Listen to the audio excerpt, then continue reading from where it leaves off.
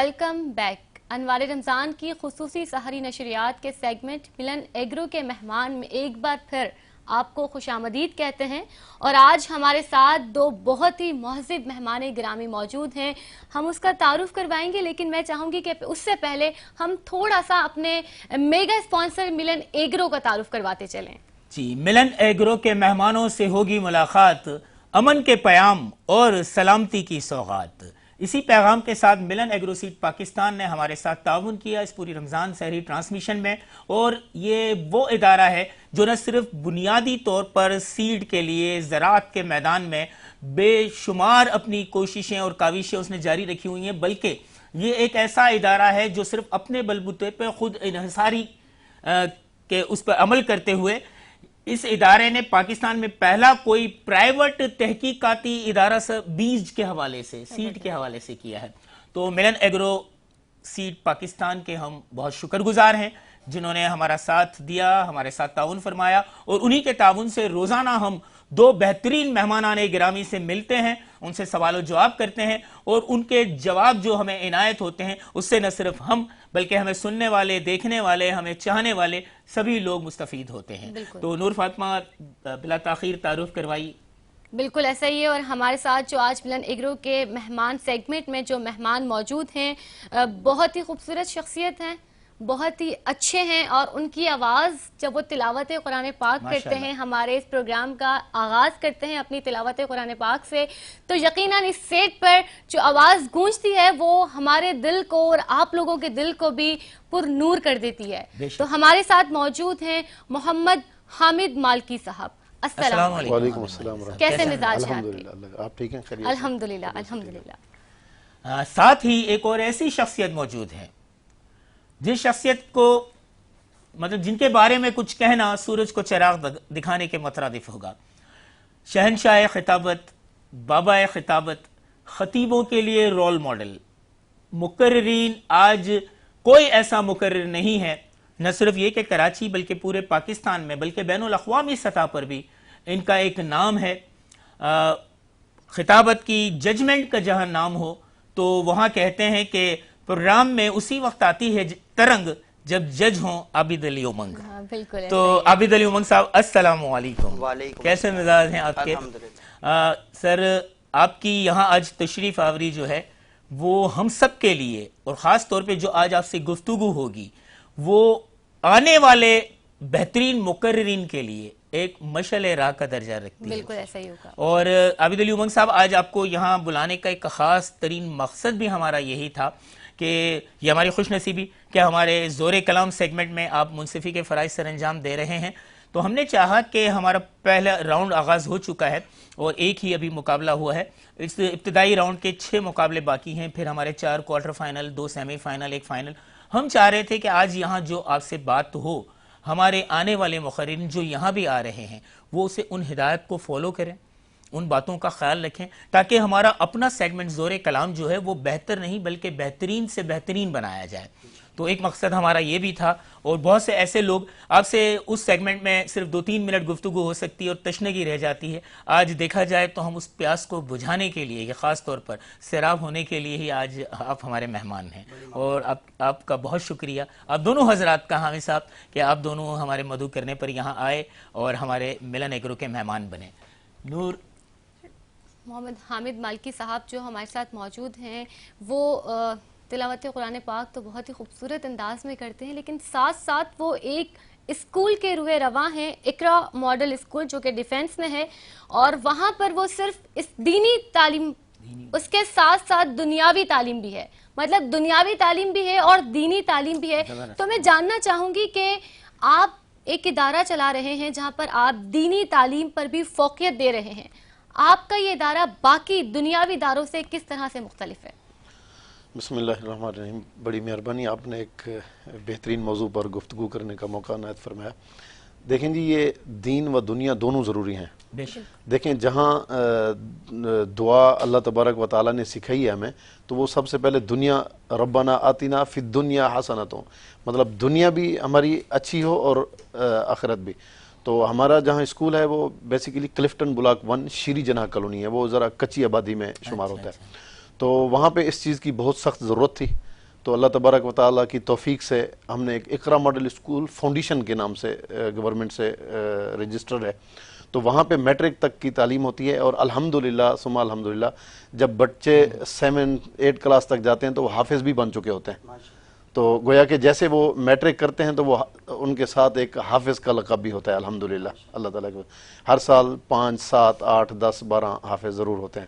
تو بس یہی مقصد تھا کہ بھی جو دنیاوی تعلیم کے ساتھ دیکھیں، یہ بھی اصل تو دینی تعلیم ہے، دنیاوی بھی ضرور ہی ہے.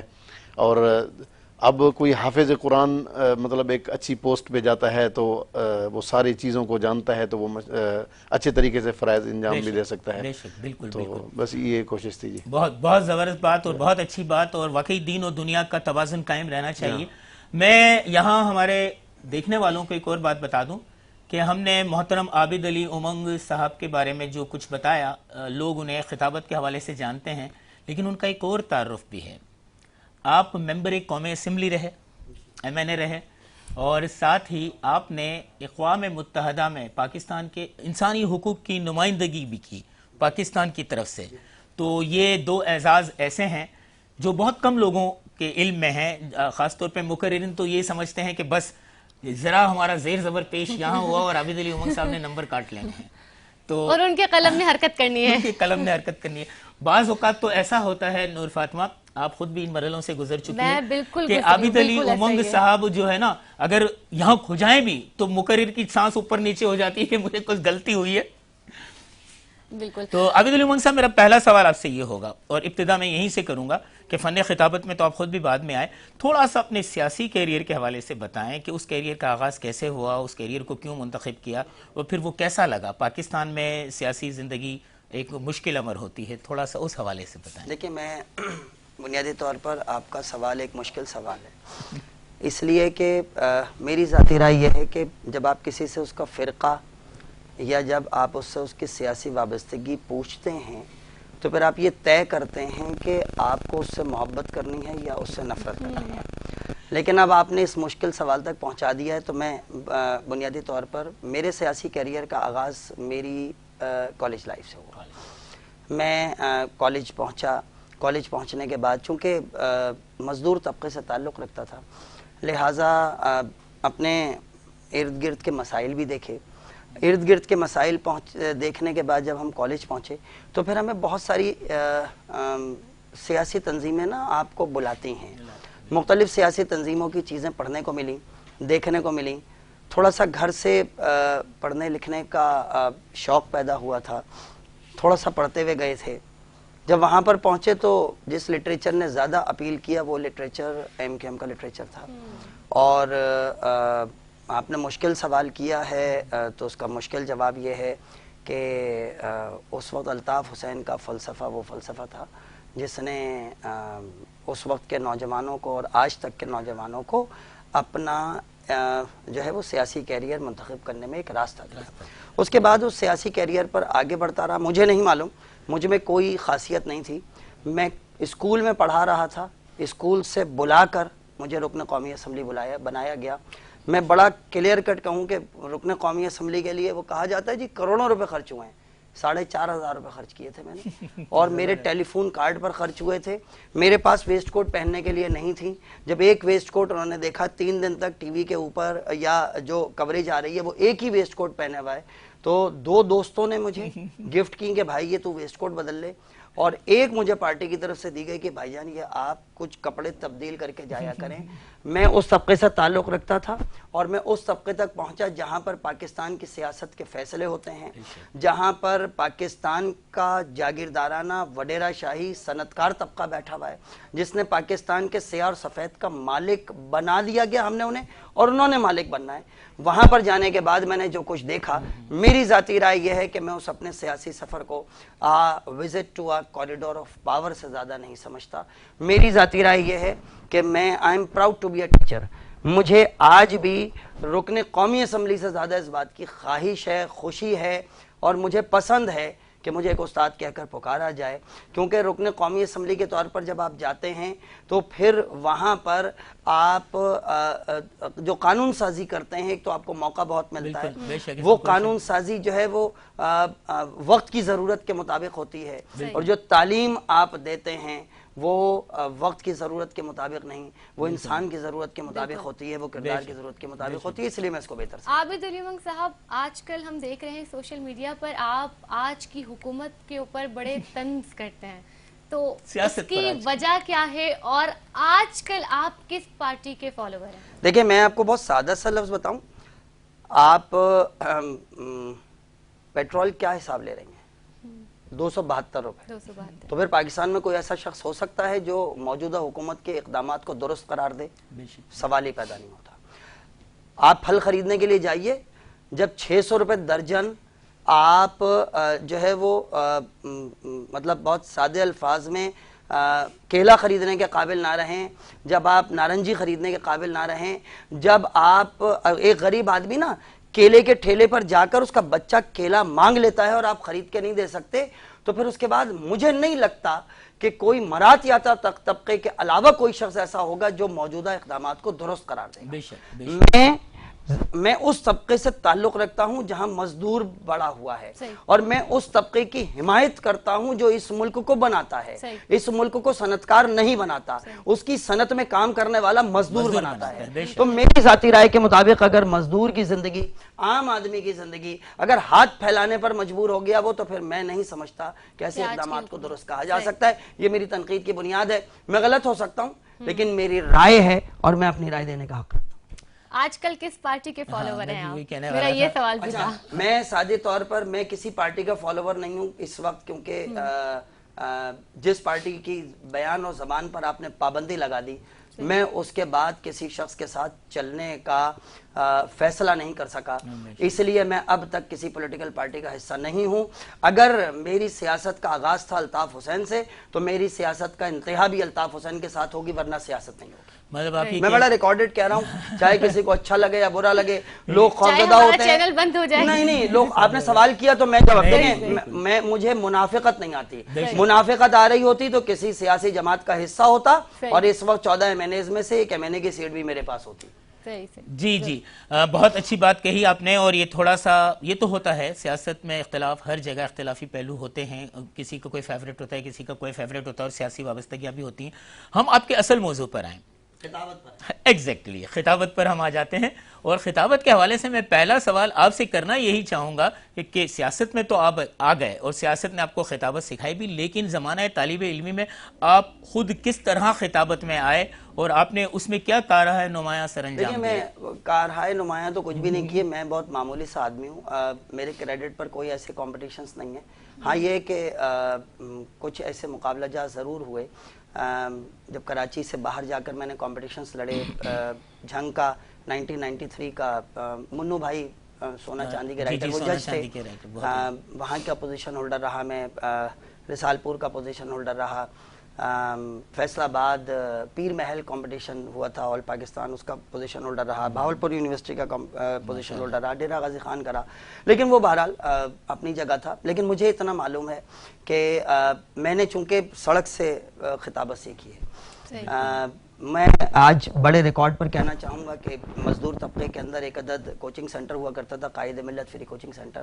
وہ فری کوچنگ سینٹر کا آغاز یہ تھا، اور آج کہیں مجھے نہیں ملتا پاکستان میں کوئی ایسی مثال کہ وہاں پر انہوں نے یہ کیا تھا کہ جی 8th کلاس کے بچوں کو جو ہے وہ 9th کلاس کے بچے پڑھاتے تھے ایک سبجیکٹ، اور 9th کے بچوں کو 10th کے بچے پڑھاتے تھے، اور 10th کے فرسٹ ایئر والے اور فرسٹ ایئر کے بچوں کو سیکنڈ ایئر، اور اس طرح یہ سینٹر جو ہے وہ کالج لیول تک، پرائمری سے مطلب سیکنڈری سے کہہ لیجئے اور کالج تک ہوتا تھا۔ رضی الحسن صاحب نے اس کی بنیاد ڈالی تھی آصف کالونی کی کچی آبادی کے اندر۔ وہاں پر کمپٹیشنز ہوا کرتے تھے، وہ ایسے کمپٹیشن تھے کہ مرحوم عامر لیاقت وہاں پر اسپیکر کے طور پر آیا کرتے تھے، ان کے بڑے بھائی عمران لیاقت حسین وہاں پر قائد ایوان کے طور پر آئے۔ اس زمانے کے بڑے مقررین جو کراچی کے اندر راج کیا کرتے تھے وہ وہاں پر آتے تھے، اور ان کمپٹیشنز میں جب شرکت کرتے تھے ہم اسٹوڈنٹ کے طور پر ان کو سنتے تھے اور سیکھتے تھے۔ تو وہاں گلیوں کے اندر نا، یہ مجھے خوشی ہے کہ اس مزدور طبقے میں अवेयरनेस जरूर थी, आज भी है कि वहां पर बच्चों का कंपटीशन स्कूल के लोग करवाते थे, इलाके के लोग करवाते थे कि हमारे बच्चों को मौका मिले, नात का कंपटीशन। जैसे आप लोग आज टंडो आदम के अंदर जिस तरह आपने बुनियाद रखी है कि वहां पर पहले ये अवेयरनेस नहीं थी, लेकिन अब है कि वहां के बच्चे कराची आकर जीतते हैं माशाल्लाह। इसी तरह आसिफ कॉलोनी के अंदर भी कुछ लोगों ने इसकी बुनियाद रखी, और इस तरह मुझ जैसे जमीन पर चलने वाले लोग जो हैं उन्हें वहां से उठाकर जो है वो ऐवाने पाकिस्तान के ऐवाने बाला तक पहुंचा। मैं हाफिज साहब आपसे पूछना चाहूँगा, हिफ्स की तो सादत ही कुरान को अपने कल्ब में महफूज करना बहुत एक ऐसा ऐसा ऐसा कहता है मकाम है कि जिसके बारे में लफ्ज़ों में कहना कुछ मुमकिन नहीं। आपने हिफ्स कौन सी उम्र में किया, फिर ये क़िरत की तरफ आकर फिर टीवी चैनल्स पे जो माशाल्लाह हमने कई टीवी चैनल्स पर आपको देखा, ये आगाज़ किस तरह हुआ, कब हुआ, थोड़ा सा इसके बारे में बताएं। जी, मैंने हिफ्स किया था 92 में। 92 हिफ्स करने के बाद फिर मैंने मैट्रिक की, उसके बाद फिर क़िरत की, क़िरत के बाद फिर जो है ना तालीम और ताल्लुम का सिलसिला रहा, पढ़ाता रहा। फिर मेरे बड़े भाई हैं कारी मोहम्मद अकबर मालकी साहब, वो पूरे बल्कि पाकिस्तान की तरफ से बैरून भी जाते हैं माशाल्लाह। जी हाँ, और अभी भी यानी PTV पर मुख्तलिफ चैनलों पर अभी भी GTV पर होते हैं। तो उनके मतलब एक उनके नक्शे कदम पर बस जी हाँ, बस उनके समझे कि एक हौसला अफजाई, आपके रोल मॉडल वो हैं। जी जी जी, बस वो हौसला अफजाई करते रहे और अल्हम्दुलिल्लाह अल्लाह तबारक व फिर मुसलसल अल्हम्दुलिल्लाह तरावी में कुरान पाक भी सुनाने का एक मौका मिलता है अल्हम्दुलिल्लाह अल्लाह ताला के फजल व करम से। तो बस अल्लाह ताला आपको कई चैनल्स पे, कई टीवी चैनल्स पे सुना, आपको सुनते हैं, और खुद हमारे साथ भी आप मौजूद हैं और कई दिन रहेंगे इंशाअल्लाह ताला। तो आपकी आवाज़ माशाअल्लाह वो जो है ना एक कल्ब की धड़कनें जो है ना वो उनमें ईमानियत और नूरानियत आ जाती है। कुरान पाक में तो वैसे ही तासीर है। बेशक। जी नूर फातिमा। मैं क्योंकि हमने आज आबिद अली बंग साहब को जो पकड़ा है ना इधर, इसका बुनियादी मकसद भी यही है कि जो आने वाले डिबेटर्स हैं उनको भी फ़ायदा हो सके, और वो आने वाले दिनों में जो उनके कॉम्पिटिशन्स होंगे वो उसमें कुछ इन्फॉर्मेशन गेन कर सकें और उसके मुताबिक अपना कंटेंट तैयार कर सकें। तो मैं जानना चाहूँगी कि आप बुनियादी तौर पर जो फ़र्क है एक डिबेट में, स्पीच में और डेक्लेमेशन में, वो आज क्लियरली बताएं कि क्या फ़र्क है। बच्चों को ना एक वाज़े पैगाम तो मैं ये दे दूं कि 12 रबीउल अव्वल की स्पीच होती है सही, और 10 मुहर्रम का डेक्लेमेशन है सही। इन दोनों का बुनियादी फ़र्क क्या है? 12 रबीउल अव्वल में आप फ़ज़ाइल बयान करते हैं, हर एक जुमले के बाद फ़जीलत रसूल सल्लल्लाहु अलैहि वसल्लम, लेकिन जब आप शाम गरीबा की तरफ आते हैं, 10 मुहर्रम की तकरीर को आप सामने रखते हैं, तो वहां पर आप करबला दिखाते हैं। दोनों का बुनियादी फ़र्क मंजर निगारी का है। तो जहां पर डेक्लेमेशन का नाम आता है वहां पर मंजर निगारी लाजमी होती है, जहां पर स्पीच का नाम आता है वहां पर जिस तरह इस्लामी हवाले से फ़ज़ाइल कहे जाते हैं, उसी तरह हमारे पास जब हम अपनी दुनियावी एतबार से बात करते हैं तो फैक्ट्स एंड फिगर को बयान किया जाता है। अच्छा, डिबेट जो है बुनियादी तौर पर अगर आप यूं देखें कि हम पिक्चराइज करते हैं डेक्लेमेशन में, हम कन्विंस करते हैं डिबेट में, हम मोटिवेट करते हैं स्पीच।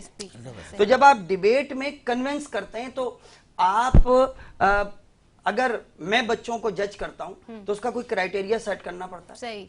आपको तय करना पड़ता है कौन बेहतर है, तो मैं क्यों मानूं?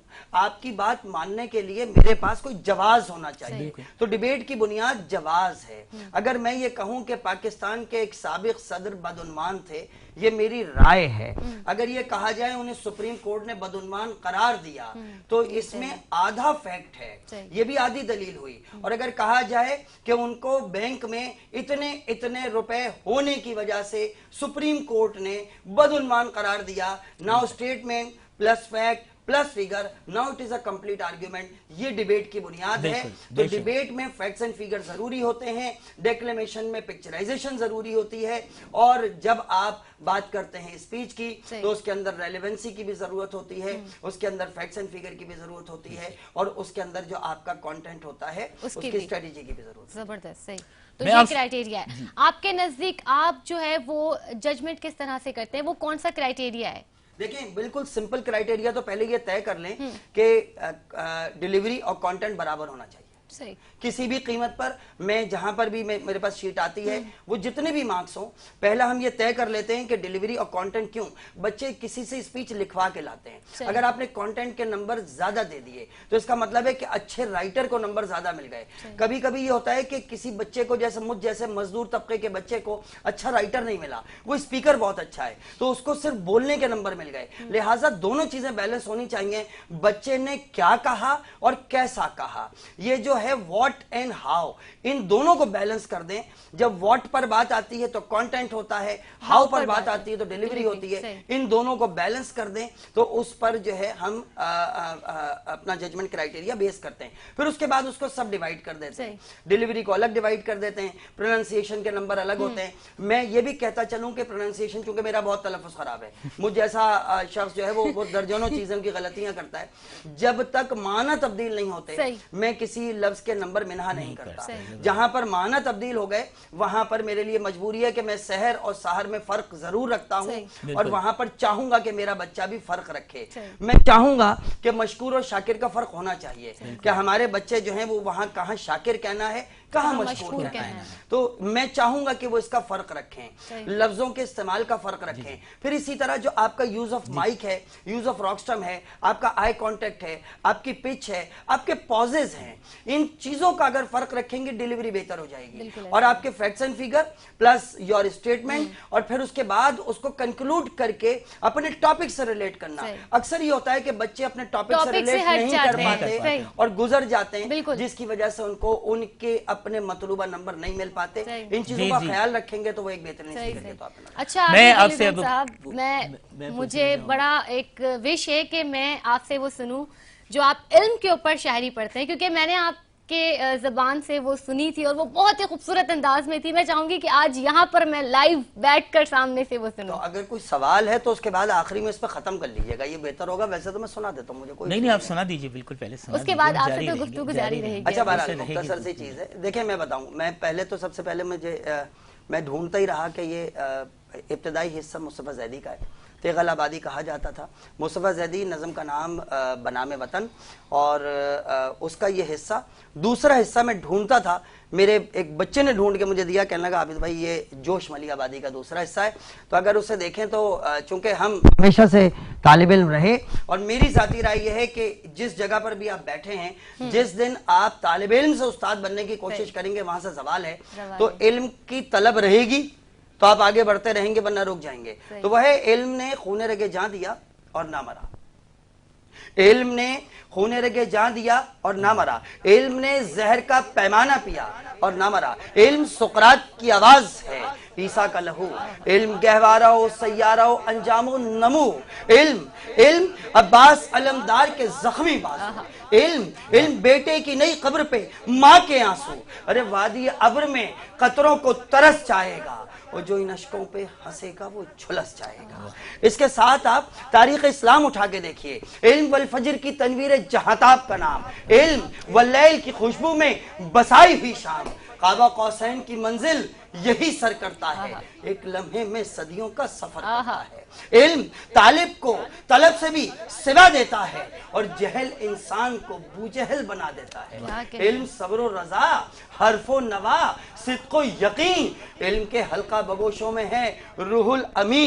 इल्म सरे बिस्तर हो तो हक का वली बन जाए और करबला में हो तो हुसैन इब्ने अली बन जाए. जबरदस्त. आपका ये जो आपकी वजह शोहरत भी है ये. मैं आपसे गुफ्तगू जारी रखेंगे हम लोग, आप दोनों मेहमानों से. लेकिन वही बात है कि मिलन में थोड़ी सी जुदाई होनी चाहिए, क्योंकि जुदाई के बाद जो मिलन होता है उस मिलाप का मज़ा अलग होता है. तो आइए चलते हैं एक छोटे से ब्रेक की जानिब.